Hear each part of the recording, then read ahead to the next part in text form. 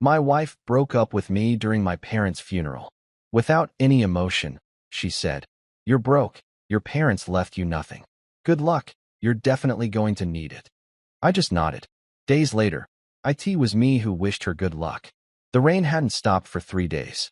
I stood at the edge of the twin graves, watching the water pool in the corners of the freshly turned earth, watching it darken the cheap wood of the caskets before they lowered them into the ground. My father on the left, my mother on the right, side by side, the way they'd slept for 43 years, the way they'd died, together, in that car, on that bridge, in the fog that came down like a curtain on the final act of their lives. My wife stood beside me, close enough that protocol was satisfied, far enough that I could feel the distance. Her name was Victoria. She'd insisted I call her that from the day we met. Never Vicky, never Victoria, with all 3 syllables pronounced, the way you'd say the name of a queen or a capital city or a secret you weren't sure you should be telling. She wore black, of course, but it was the kind of black that whispered money. Well, that didn't pill. Leather gloves that fit like they were tailored. Heels that somehow didn't sink into the wet cemetery grass the way mine did. She checked her phone twice during the service. I noticed. Of course I noticed. But I said nothing, because that's what you do when you're burying your parents and your marriage is dying and the priest is saying words about eternal rest that sound like they're coming from underwater. You say nothing. You stand there. You let the rain mix with whatever's on your face, and you tell yourself you'll deal with everything later. Except there was no later. Not really. Because when the service ended, when the small crowd of my parents' friends and neighbors had dispersed, murmuring condolences that evaporated as quickly as they were spoken, Victoria turned to me with eyes that held no tears, no warmth, no recognition of the man she'd promised to love in sickness and in health, for richer or for poorer. "We need to talk," she said. For words, delivered the way a doctor might tell you the test results, came back positive. Clinical. Efficient. Already moving past the moment even as she occupied it.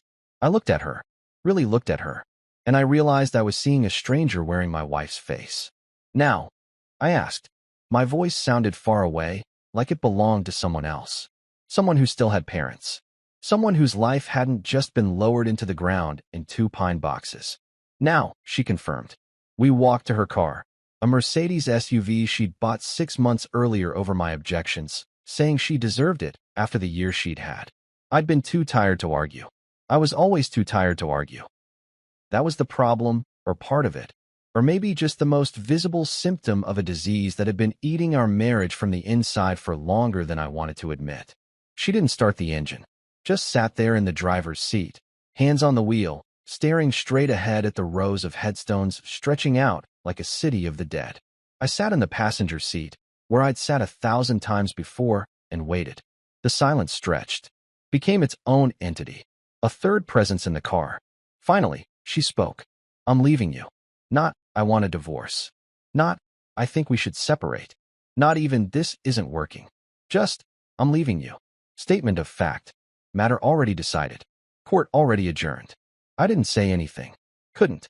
The words were somewhere behind the numbness that had settled over me like snow, accumulating slowly, covering everything. "I've been unhappy for a long time," she continued, still not looking at me. "I thought things would get better. I thought you'd, I don't know, figure things out.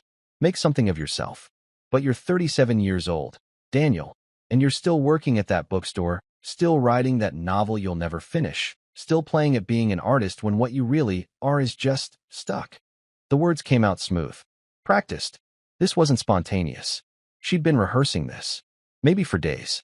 Maybe for months. "You're broke," she said, and now she turned to look at me, and her eyes were the color of winter. "Your parents left you nothing." I checked. I had my lawyer check. There's no inheritance coming. No secret trust fund. No life insurance policy. Just debt. Medical bills. A mortgage on a house that's worth less than they owed. You're inheriting debt, Daniel. She let that sit there between us. Debt.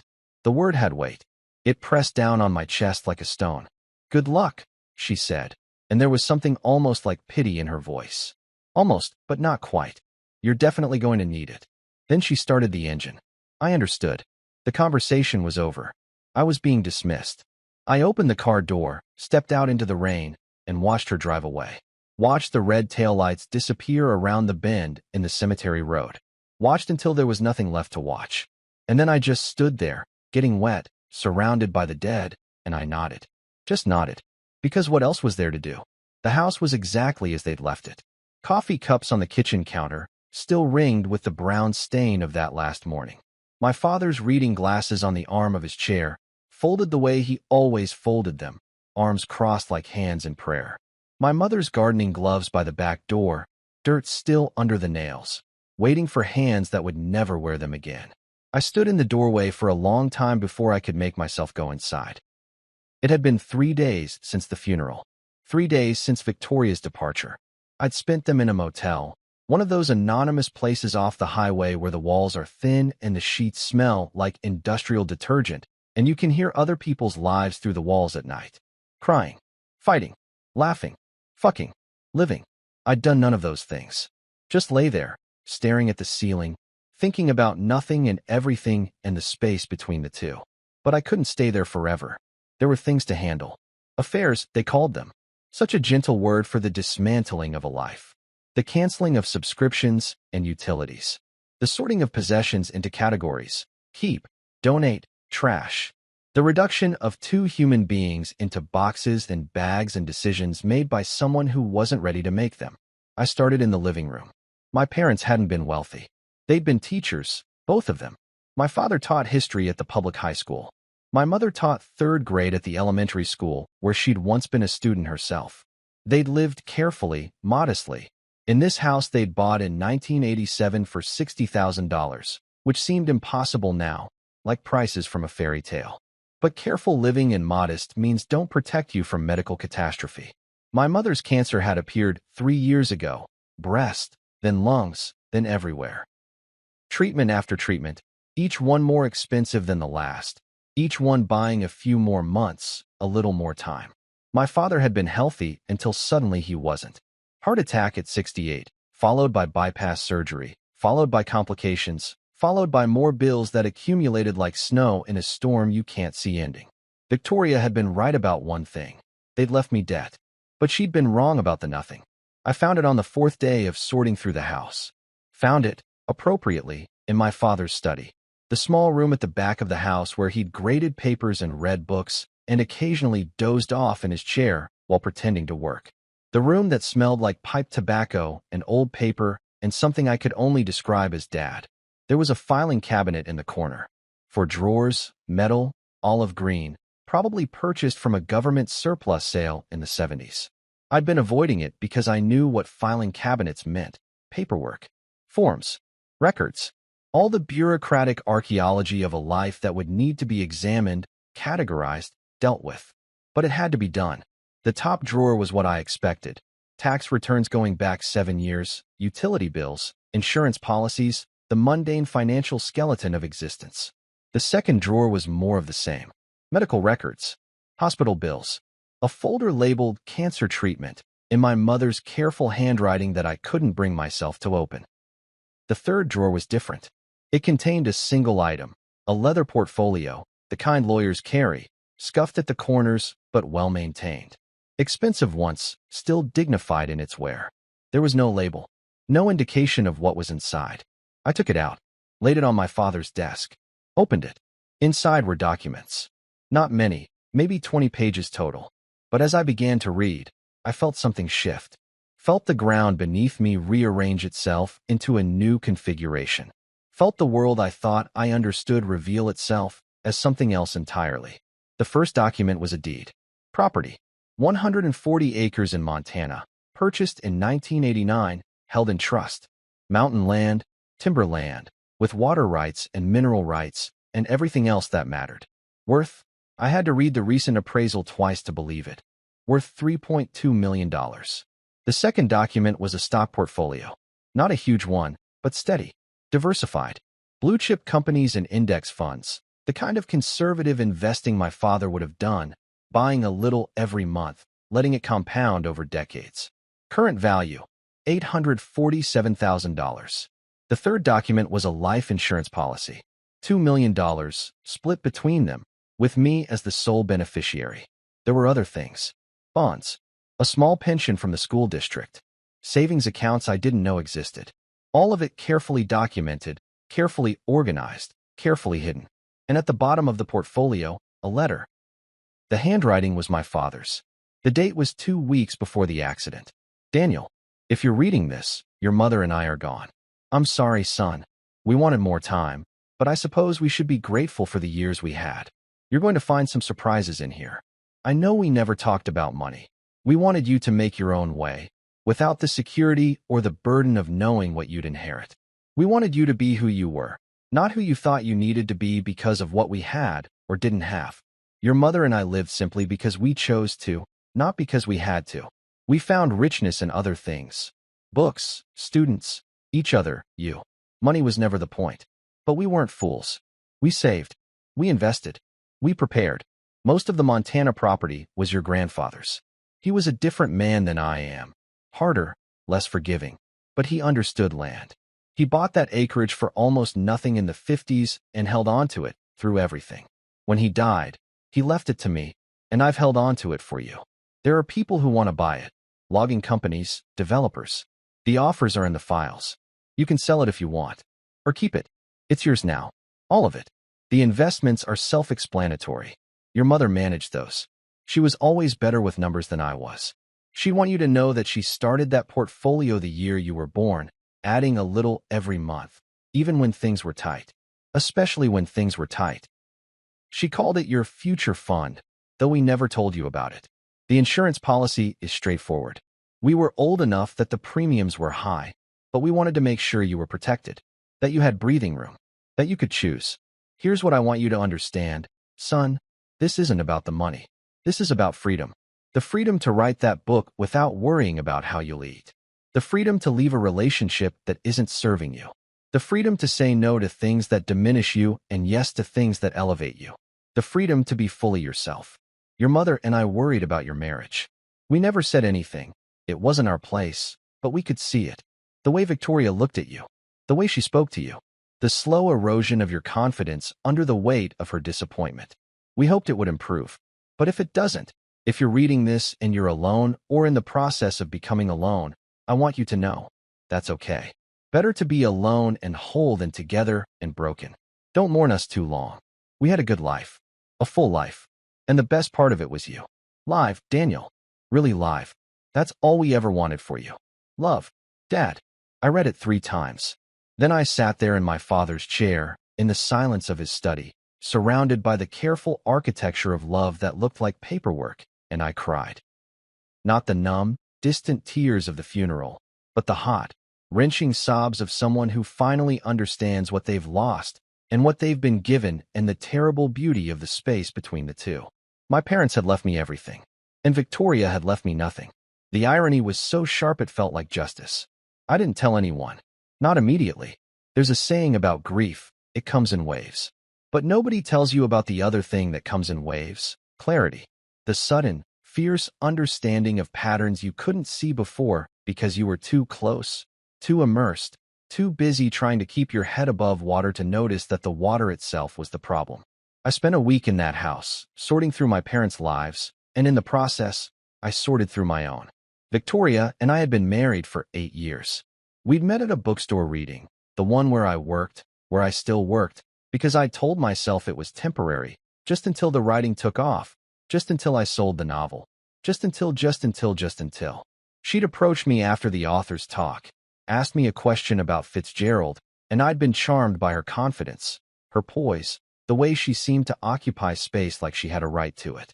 We'd dated for a year, married quickly, too quickly probably, in a ceremony that her parents paid for because mine couldn't afford the kind of wedding she wanted. I'd been okay with that. I wasn't proud. Love was more important than pride, I told myself. But love has a way of revealing itself as something else when stress is applied. The first year was good. Or maybe I just remember it as good because it was before I understood what was coming. We lived in a small apartment, both of us working, both of us young enough to believe that struggle was romantic, that hardship was temporary, that the future would arrive like a gift we just had to be patient enough to receive. The second year, Victoria got promoted. Marketing manager at a tech firm, good salary, better prospects. I was proud of her. genuinely proud. But something shifted. Subtle at first, like the way seasons change. You don't notice the exact moment summer becomes fall, but one day you realize the light is different, and the air is colder, and the person you're living with looks at you like you're a project that's behind schedule. By the third year, she'd stopped asking about my novel. By the fourth year, she'd stopped pretending to be interested in books at all. By the fifth year, she was making comments. Little ones at first. Still at the bookstore, said with a smile that didn't reach her eyes. Maybe you should think about a real career, said over dinner. Casual, as asking me to pass the salt. My friends' husbands are all doing so well, said in a tone that suggested I was failing some test I didn't know I was taking. I'd absorbed it, internalized it. Started to believe that she was right, that I was stuck, that I was failing, that the problem was me and my inability to transform into whoever she'd decided I should be. But now, sitting in my parents' house, surrounded by evidence of their quiet, careful love, I could see it clearly. Victoria hadn't married me. She'd married her idea of me. Or more accurately, she'd married the person she thought she could turn me into. And when I'd failed to transform on schedule, when I'd remained stubbornly myself, a bookstore clerk with literary ambitions and no interest in corporate ladder climbing, I'd become an embarrassment, a liability, a poor investment. She hadn't loved me. She'd loved her projection of me. And when the projection failed to materialize, she'd decided to cut her losses.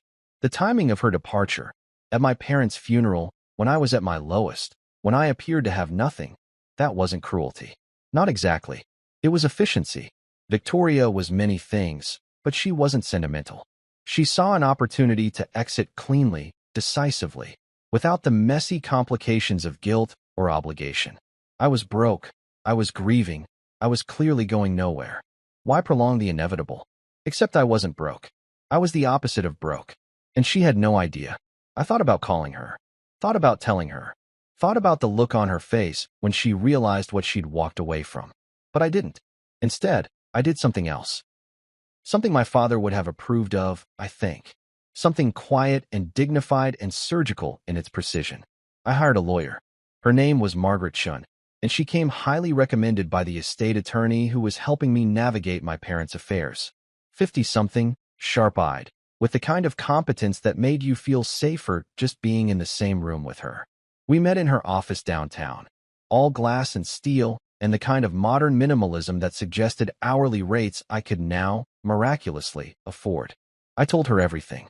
The marriage, the funeral, Victoria's departure, the inheritance she didn't know about. Margaret listened without interrupting, taking notes in a leather-bound journal, her expression neutral in the way of someone who's heard every variation of human behavior and stopped being surprised decades ago. When I finished, she set down her pen and looked at me. "What do you want?" she asked. Simple question.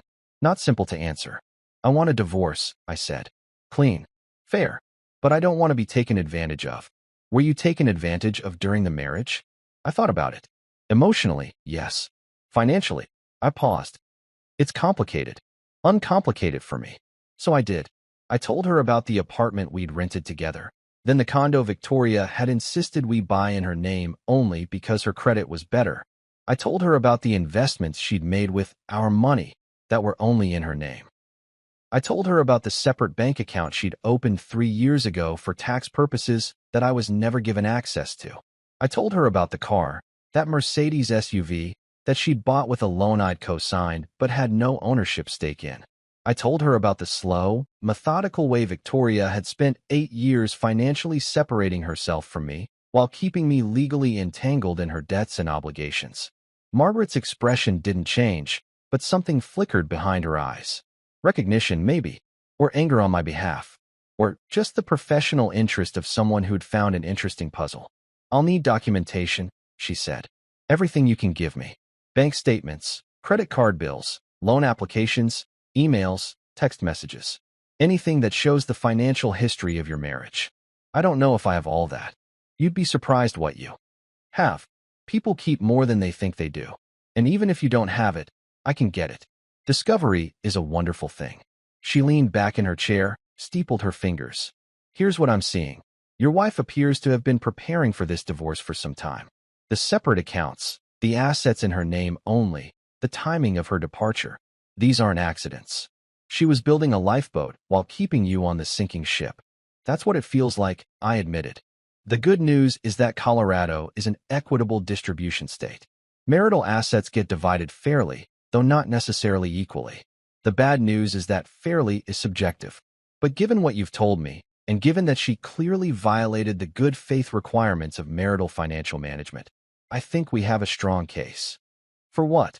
For making sure she doesn't get any of your inheritance, for one thing. Inheritance is separate property as long as you keep it separate, which you will. And for making sure that the marital assets, which she's tried very hard to hide or minimize, get properly identified and divided.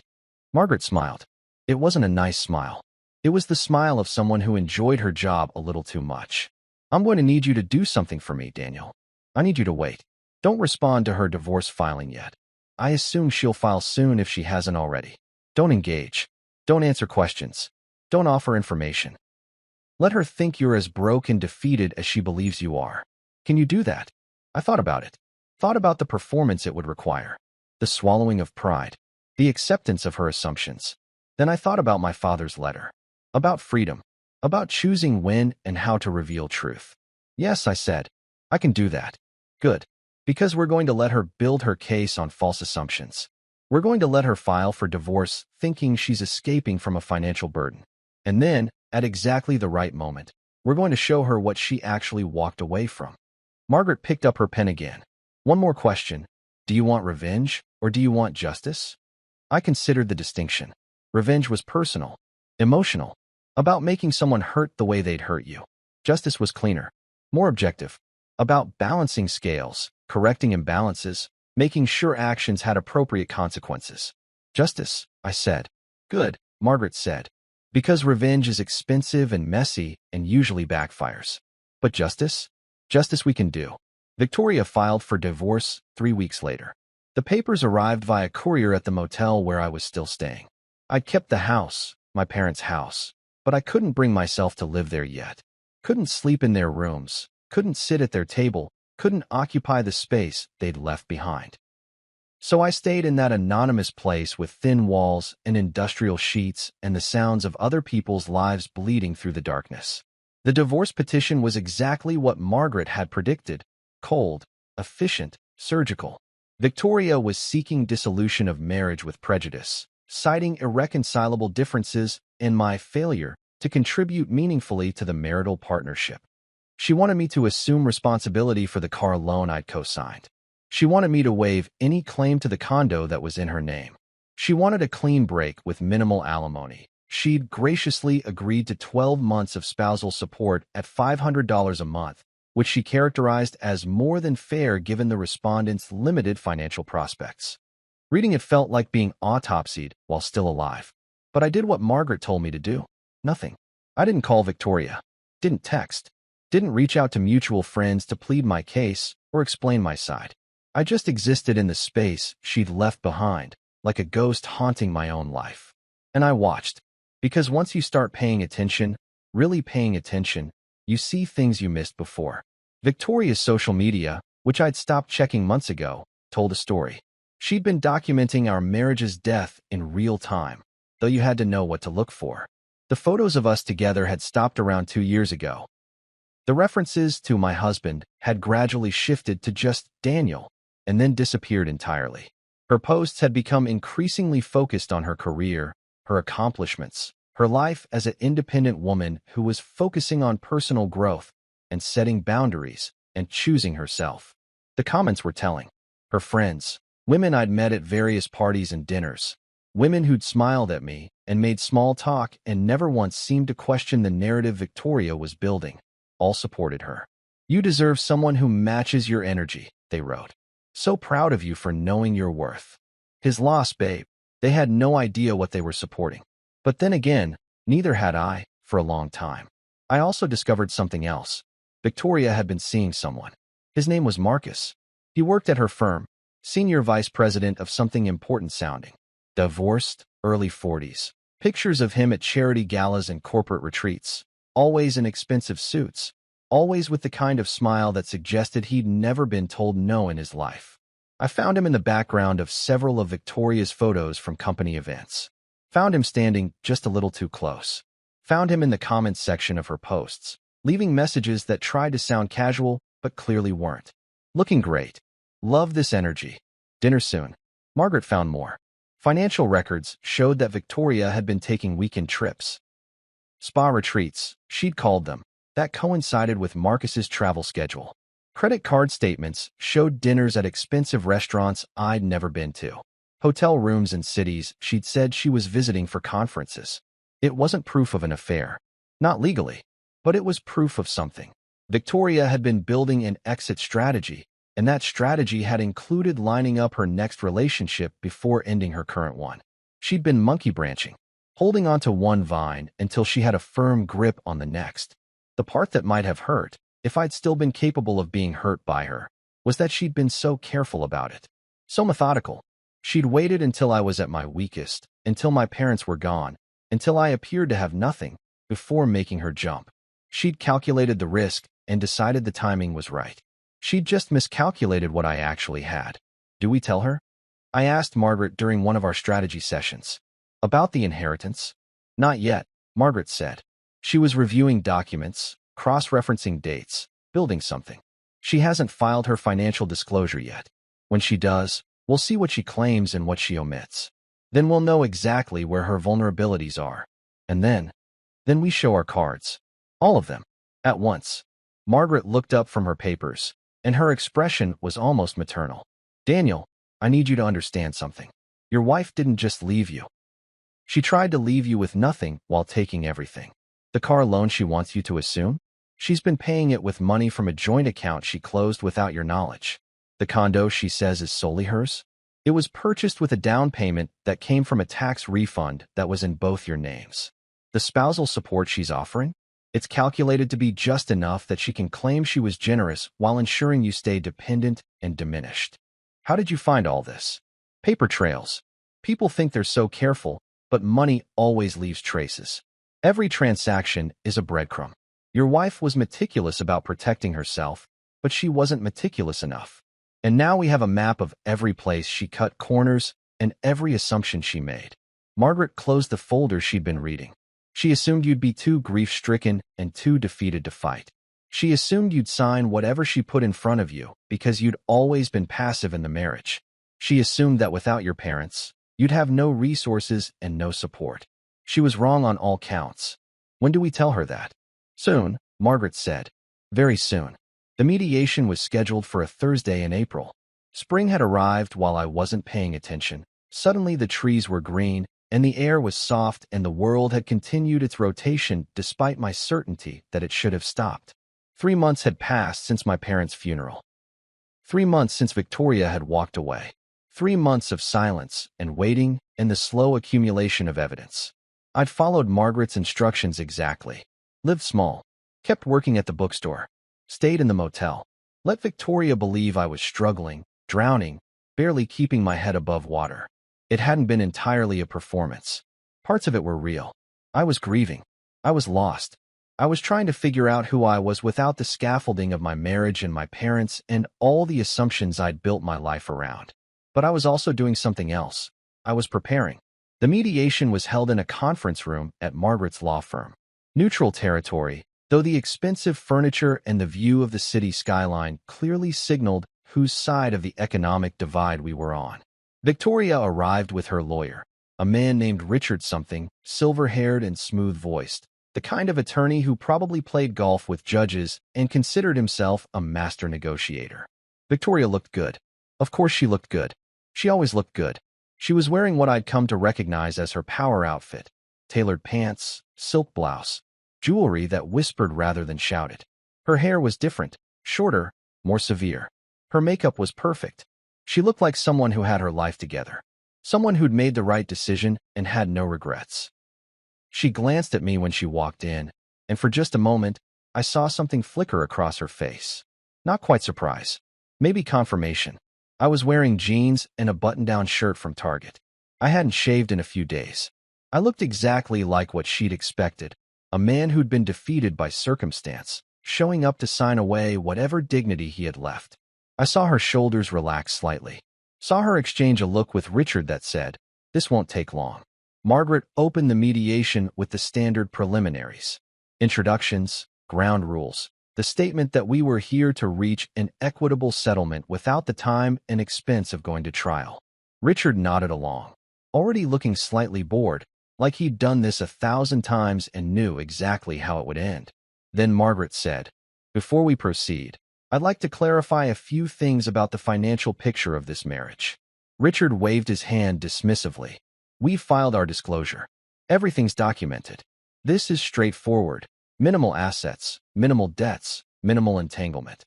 My client is being more than generous given Mr. Morrison's complete failure to contribute to the marital estate. Your client has been creative with her accounting," Margaret said pleasantly. "But let's set that aside for a moment. I'd like to talk about post-separation finances." Victoria shifted in her seat. "Just barely, but I saw it. Post-separation finances are irrelevant to the division of marital assets," Richard said. "They are when they reveal patterns of deception," Margaret replied. She opened a folder. There were always folders with Margaret, always documents, always evidence presented with the ceremony of a ritual. Mrs. Morrison's financial disclosure states that she has sole ownership of a condominium purchased in 2019 with funds from her personal savings. "Is that correct?" "That's correct," Richard said. "And she's seeking to have my client assume full responsibility for a vehicle loan that he co-signed, but for which he has no ownership interest." "Also correct. He agreed to co-sign. His credit is his responsibility." "Interesting," Margaret said. She pulled out a document. "This is a copy of the joint tax return filed by Mr. and Mrs. Morrison in 2019. Line 47 shows a refund of $18,450. According to the bank records, which we subpoenaed, that refund was deposited into a joint account on April 15, 2019. On April 17, 2019, exactly $18,450 was transferred from that joint account to Mrs. Morrison's personal account. On April 20, 2019, Mrs. Morrison made a down payment on the condominium in the amount of $18,000. The room went very quiet. "Marital funds were used to purchase separate property," Margaret continued, "which means the condo isn't separate property at all. It's a marital asset purchased with marital funds and titled in only one spouse's name for the purpose of shielding it from division." Richard's expression didn't change, but I saw him sit up straighter. "Joint refunds can be directed into individual accounts. Not without the knowledge and consent of both spouses," Margaret interrupted. "And certainly not when one spouse then uses those funds to make a major purchase while claiming it was made with personal savings. That's called fraudulent misrepresentation, Richard. I'm sure you're familiar with the concept." Victoria was staring at Margaret now. The confidence was still there, but cracks were appearing. Hairline fractures in the facade. "Additionally," Margaret said, regarding the vehicle loan, "yes, Mr. Morrison did co-sign. But according to the loan application, which I have here, Mrs. Morrison represented to the lender that the vehicle would be jointly owned and jointly used. The loan was approved based on combined income and combined creditworthiness. Mrs. Morrison then titled the vehicle solely in her name and has been making payments from an account that was funded by automatic transfers from a joint account she closed, without Mr. Morrison's knowledge, in November of last year." Margaret laid out document after document, each one a small truth, each one a carefully hidden corner being exposed to light. The separate account Victoria had opened 3 years ago, funded with bonuses she'd claimed were after-tax personal income, but were actually marital property. The spa weekend retreats, charged to a credit card in both their names, then paid off with transfers from their joint savings, effectively having me fund her getaways with Marcus. The furniture she'd removed from their apartment when she moved into the condo, items they'd purchased together, now claimed as her separate property. "Your client," Margaret said to Richard, "has spent the last 3 years systematically separating and hiding marital assets while ensuring that marital debts remained joint obligations. She closed accounts without notification, transferred funds without consent, made major purchases with commingled money, and has now filed a disclosure that materially misrepresents the financial reality of this marriage." Richard was no longer bored. He was leaning toward Victoria, whispering urgently. She was whispering back, her face pale, her carefully applied composure cracking at the edges. "My client," Margaret continued, was willing to proceed with a relatively simple division of assets based on your filed disclosure. But since that disclosure appears to be incomplete at best and fraudulent at worst, we're going to need some clarification. This is ridiculous, Victoria said. Her first words since the mediation began. Her voice was sharp, defensive. I didn't hide anything. Those were my accounts, my bonuses, Your bonuses earned during the marriage, using skills and credentials you developed during the marriage, while your husband supported you by taking on more household duties and expenses so you could focus on your career advancement.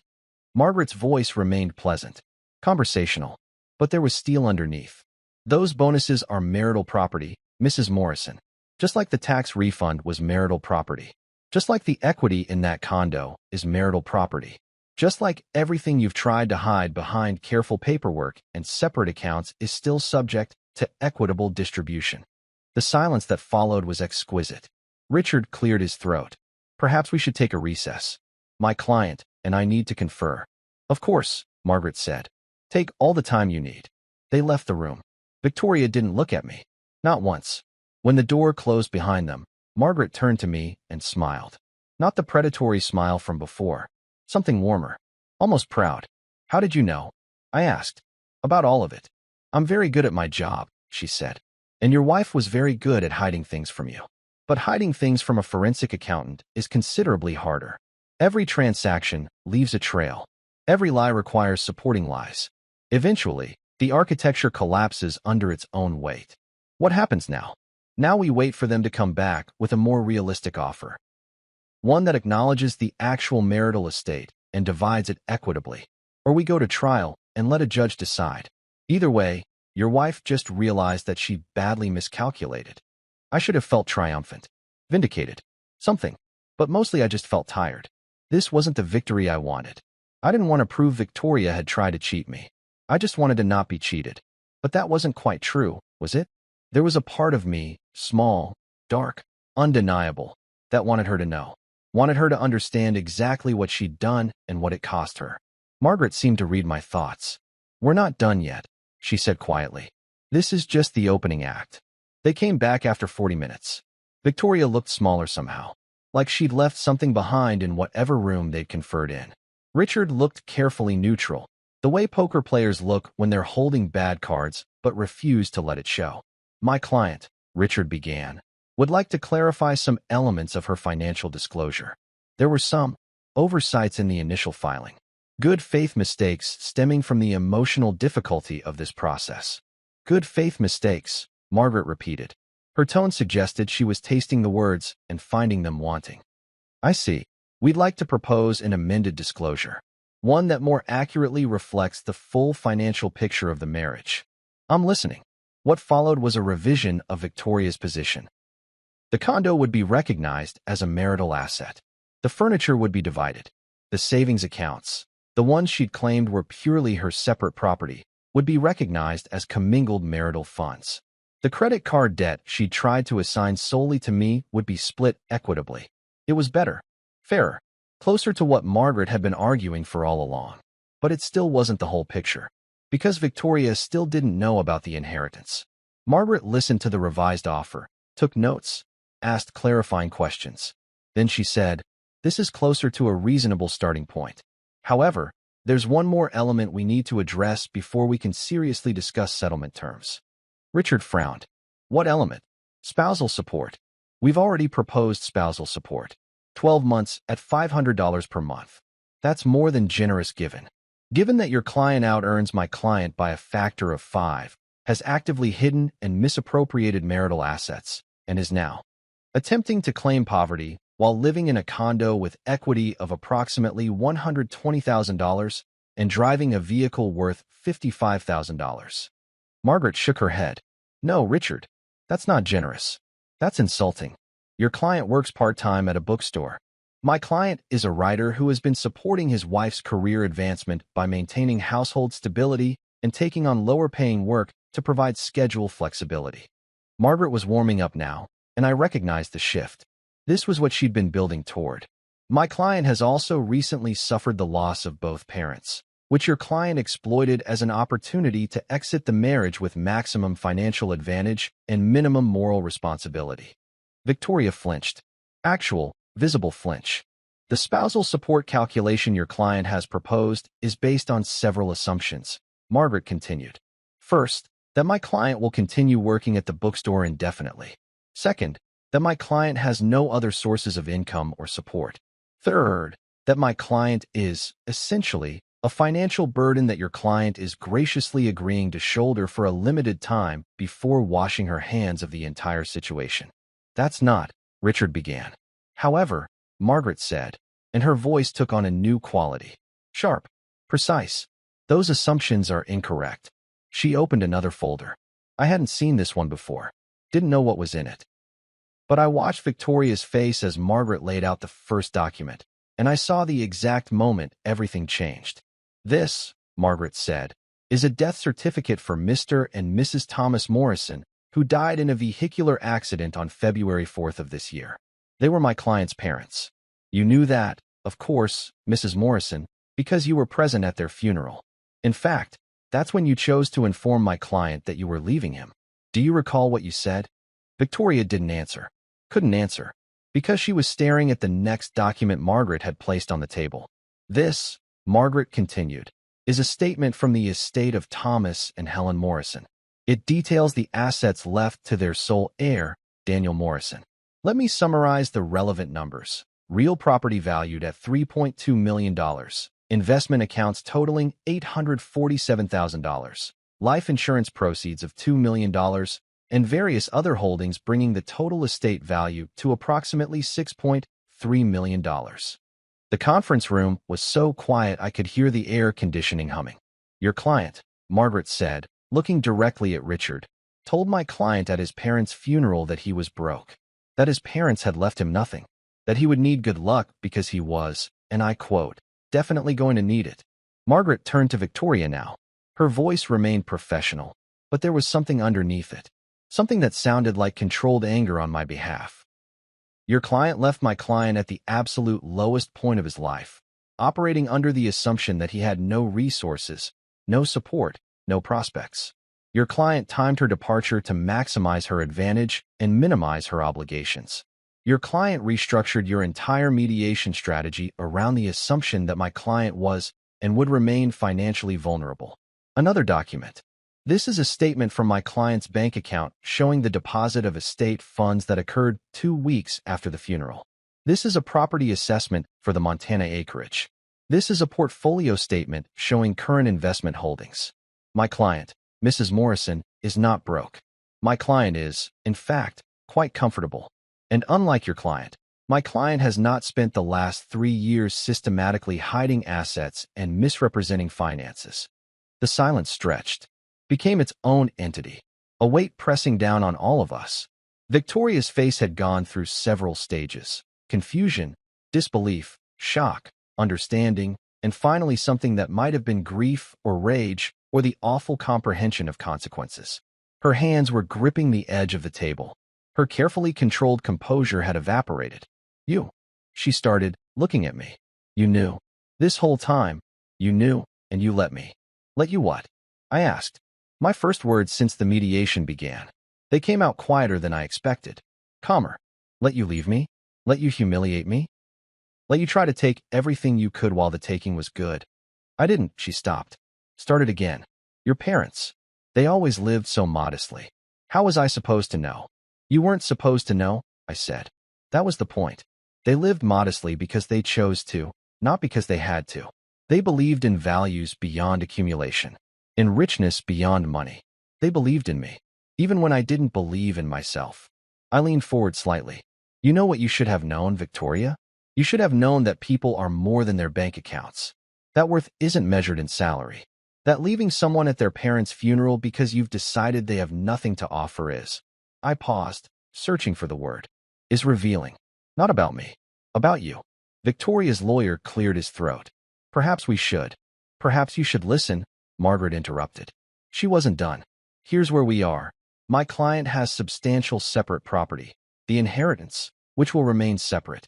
What we're here to divide is the marital estate, which your client has been systematically lying about for the duration of this proceeding. We could go to trial. We could let a judge examine the pattern of deception and make a determination about equitable distribution. Judges tend to take a dim view of spouses who hide assets and misrepresent finances. The court might decide that the division should skew heavily in favor of the wronged party. Margaret closed her folders. Or we can settle. Today. On my terms. What terms? Richard asked. His voice had lost its smooth confidence. Now he just sounded tired. My client will assume no responsibility for the vehicle loan. Your client purchased that car, titled it in her name, and can keep it along with the debt. The condo will be sold and the proceeds divided 60-40 in favor of my client, reflecting his contribution via marital funds and her attempt to hide that contribution. Marital savings and investments will be divided 60-40 in my client's favor for the same reason. Your client will receive no spousal support, because my client has no obligation to subsidize the lifestyle of someone who tried to leave him destitute. And finally, your client will pay my client's legal fees in recognition of the time and expense required to uncover her financial deceptions. That's, Richard started. Non-negotiable, Margaret finished. Those are the terms. Take them, or we'll see you in court, where I will ensure that every lie, every hidden account, every manipulated transfer gets entered into the public record, where I will make sure the judge understands exactly what your client did and when she did it. Margaret looked at Victoria. You wanted a clean break, Mrs. Morrison. You wanted to leave with no obligations and no guilt. You walked away at the worst possible moment because you thought you could. Because you thought your husband was weak and defeated and would accept whatever scraps you tossed him. You miscalculated. Badly. I loved him, Victoria said suddenly. Her voice was raw, stripped of its usual polish. I did. Once. But he was never going to be. She stopped. Couldn't finish. Going to be what? I asked. What you wanted me to be. Someone who valued the same things you valued. Someone who measured success the way you measured it. Someone who tried, she said. Someone who wanted more.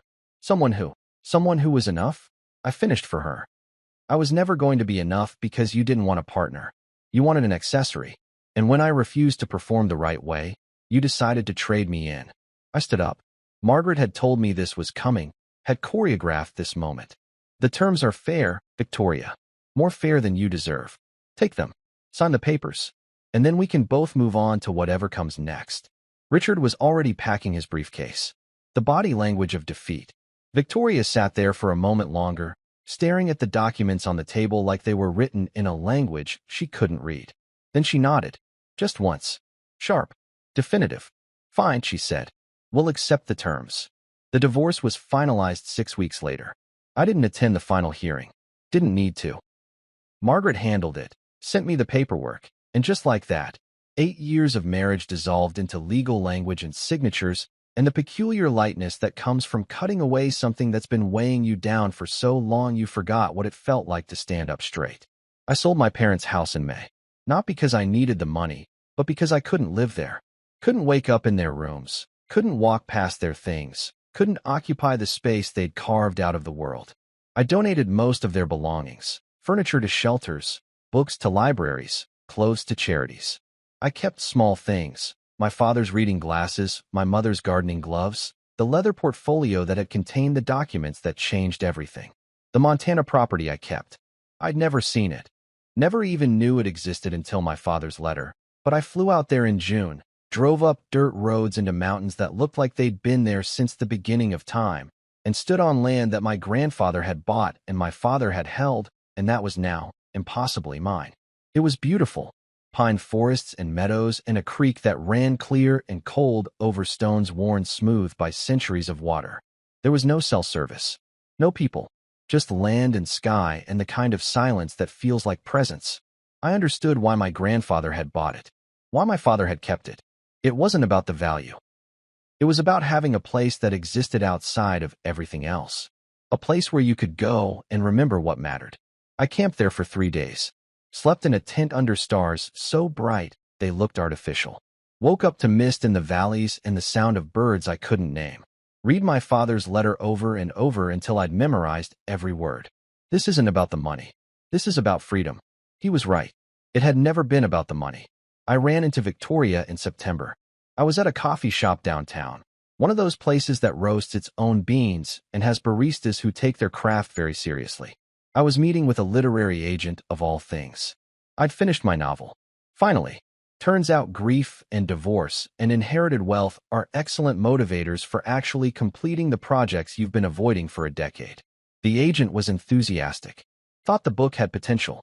Wanted to send it to editors. It was the kind of conversation I'd fantasized about for years, and now that it was happening, I felt oddly detached from it. Like I was watching it happen to someone else. Victoria walked in while we were talking.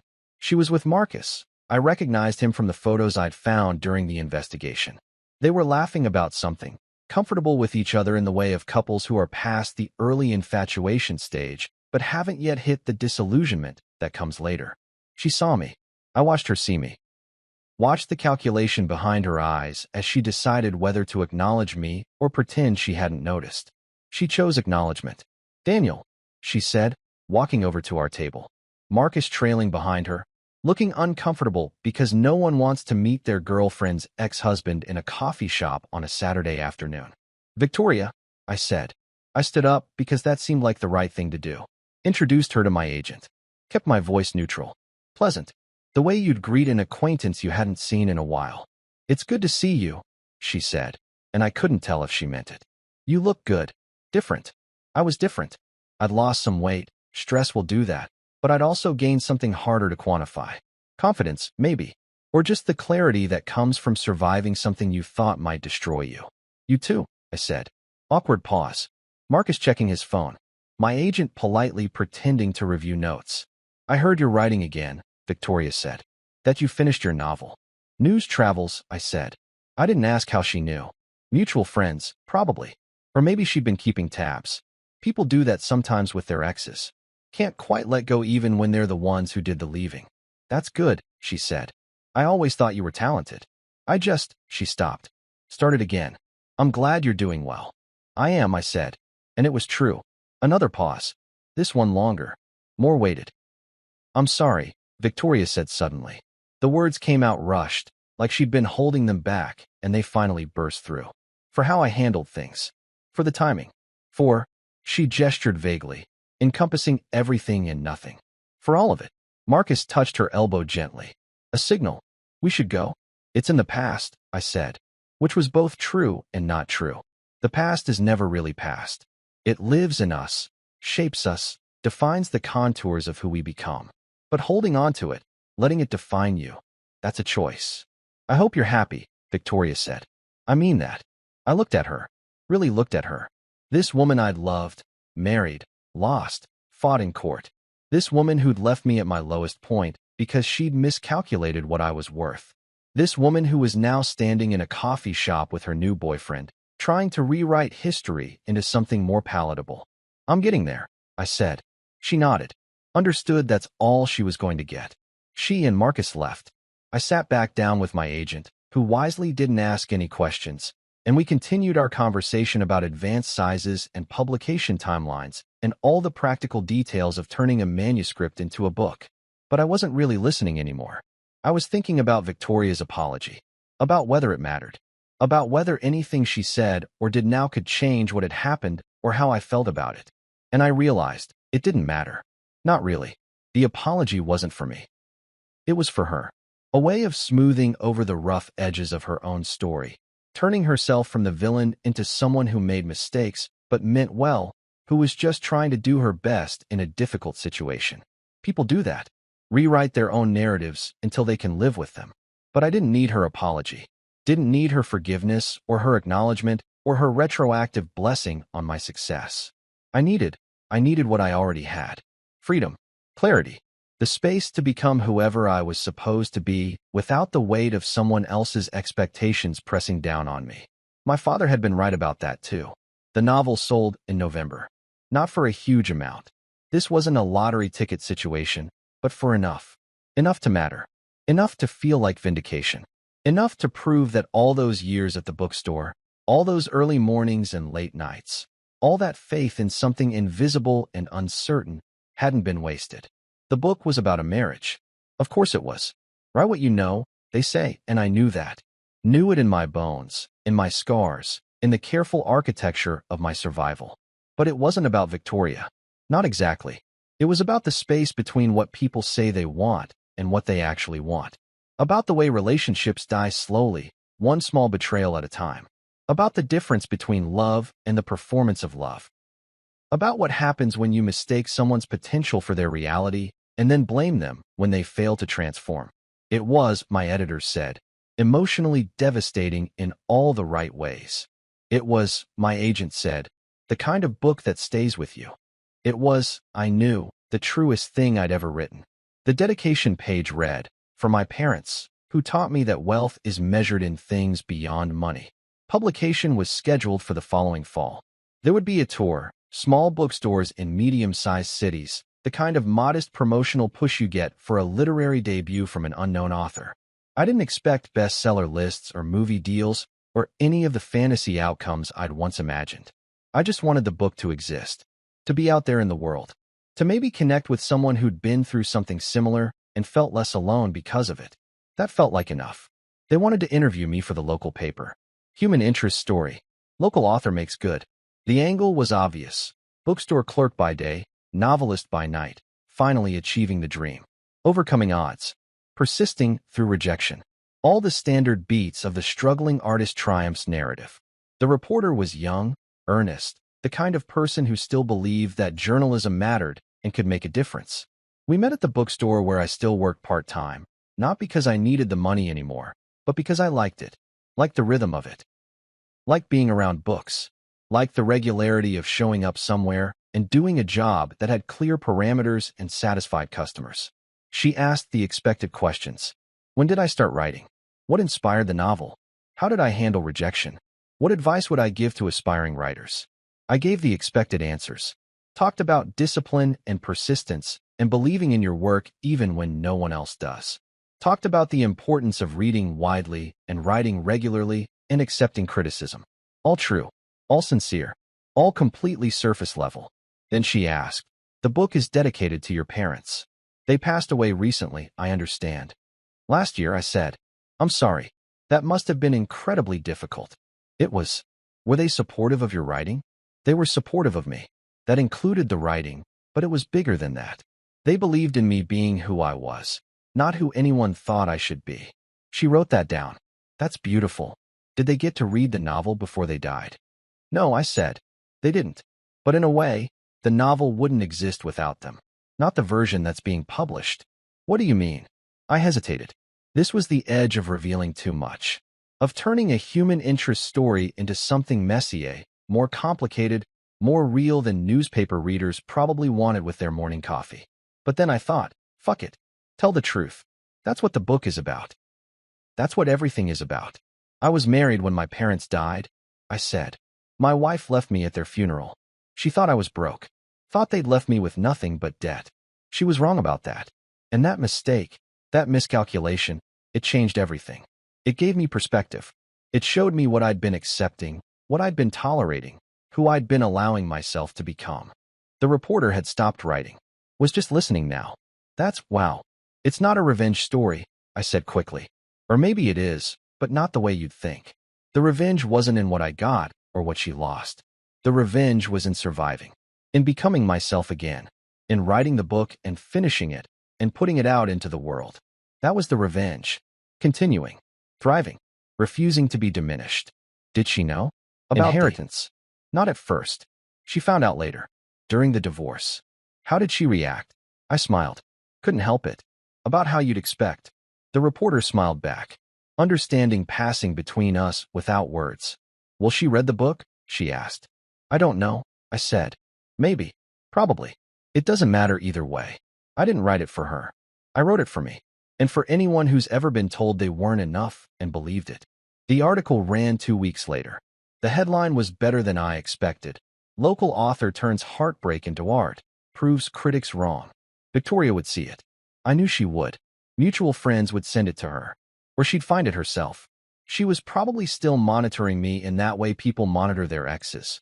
Not because they want them back, but because they want to make sure they made the right decision in leaving. I wondered what she'd think. If she'd recognize herself in the story. If she'd feel anything. Guilt, regret, vindication, relief. But mostly I didn't wonder. Mostly, I just felt grateful to be on the other side of it. Grateful to be here, in this moment, with a published book and a life that was mine and no one else's. The book launch was in October, a year and 8 months after my parents' funeral. We held it at the bookstore where I worked. Seemed fitting. Full circle and all that. The owners were thrilled. Local author, hometown pride, good for business. They set up chairs in the small event space, put out wine and cheese, made it feel like something special.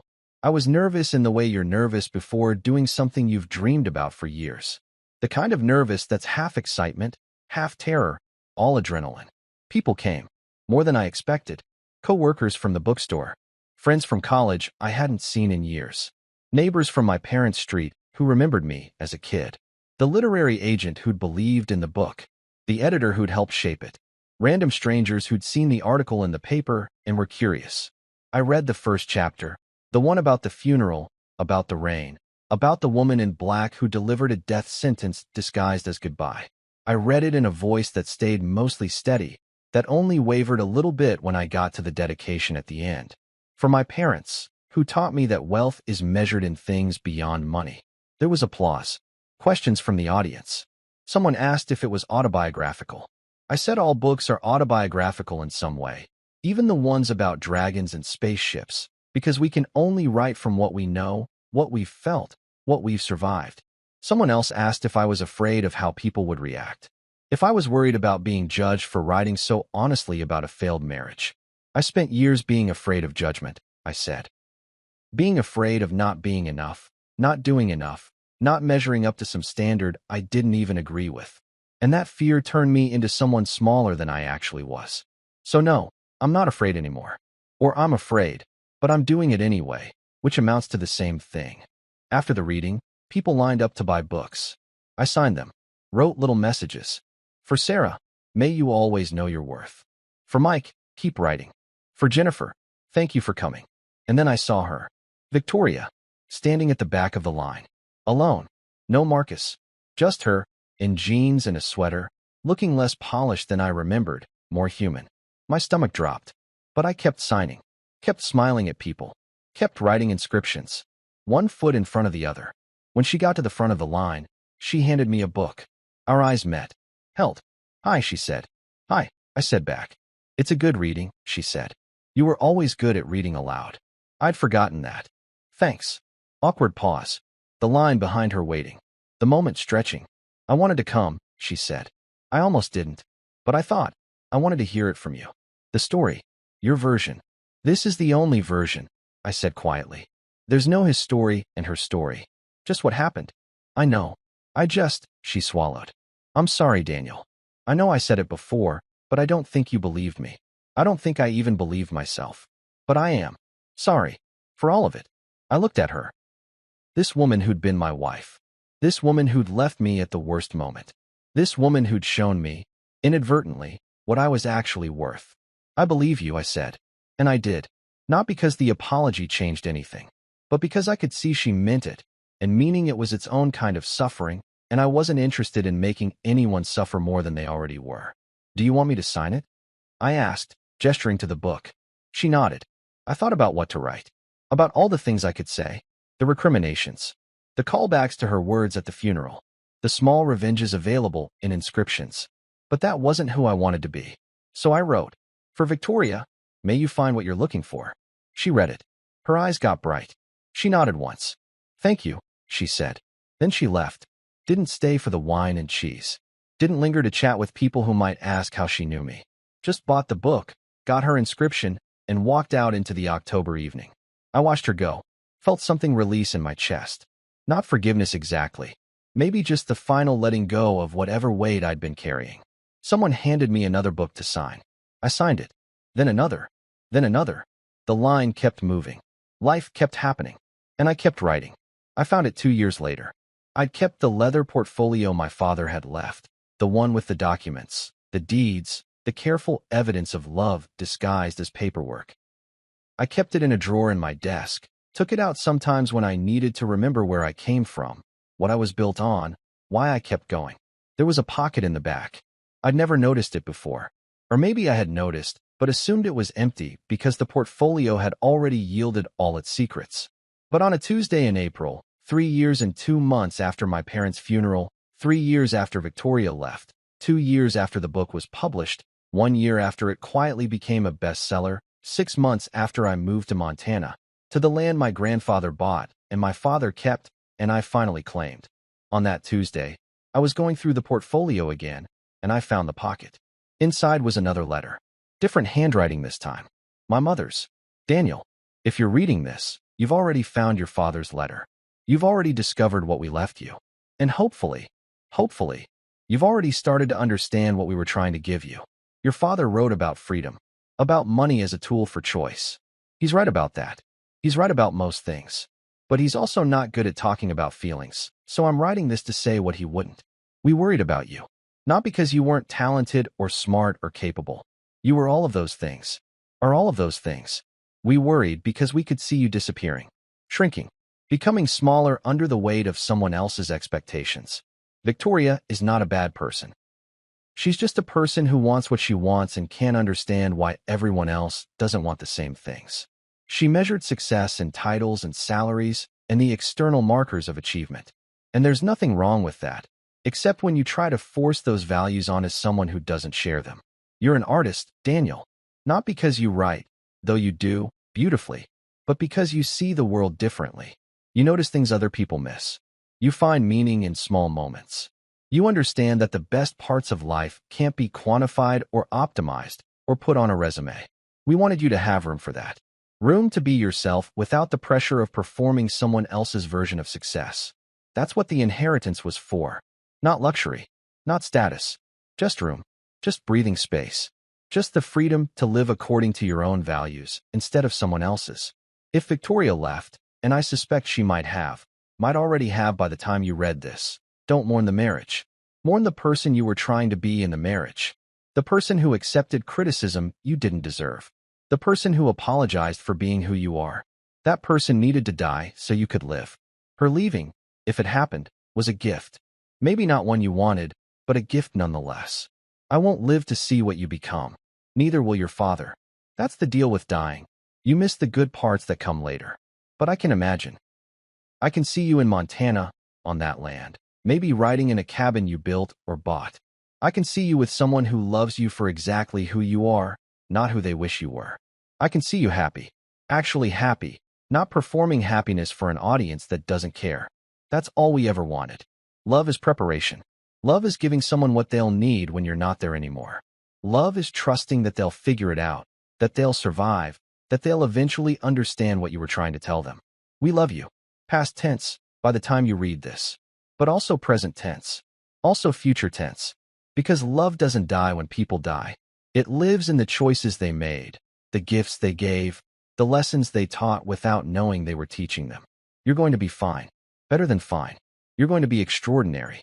Not by the world's standards. By yours. That's all that ever mattered. Mom. I read it sitting at my desk in the cabin I'd built on the Montana land. Read it with tears running down my face. Read it 3 times, like I'd read my father's letter. Like repetition could make the impossible true, that my parents had known, had understood, had prepared me for everything even while they were dying. Outside, snow was falling. April snow, the kind that comes late and doesn't last but transforms the world into something clean and new for a few hours before it melts. I thought about everything that had happened. The funeral. Victoria's departure. The discovery. The divorce. The book. The life I'd built from the wreckage of the life I'd thought I was supposed to have. I thought about my mother's words. Her leaving was a gift. And for the first time, I believed it completely. Not because I was glad it happened. Not because I didn't grieve the loss of what I'd hoped the marriage would be. But because I could see the person I'd become on the other side of it. Could see how the breaking had also been a breaking open. How the ending had also been a beginning. I was writing again. Had been writing constantly since moving here. A new novel, different from the first. Less about what had been done to me, more about what I was choosing to do with what I'd been given. It was better than anything I'd written before. Truer, clearer. I was alone, but I was also complete, whole unto myself. And that felt like the thing my parents had been trying to teach me all along. You can't build a life on someone else's foundation. You have to find your own ground and stand on it. even when the ground is hard to find and harder to stand on. I folded the letter carefully, put it back in the portfolio, put the portfolio back in the drawer. Then I turned to my computer and kept writing. Outside, the snow kept falling. Inside, I kept becoming. And somewhere, in whatever place parents go when they're done being parents, I imagine mine smiling.